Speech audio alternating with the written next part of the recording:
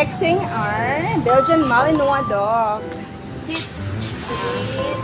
Female pala siya. Ayan. Minsan lang namin nilalabas sa cage kasi delikado.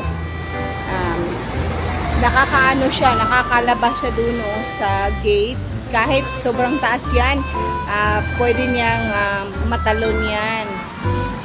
Kaya yan. Hindi namin palaging nilalabas. Ayan, nandyan si mother.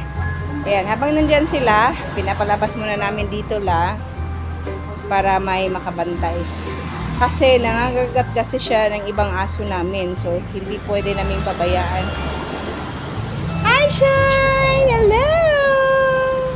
Hi! Sit! Sit! Sit! Stand up! Stand up! Stand up! Uy! Stand up! Up! Up! Up na! Up!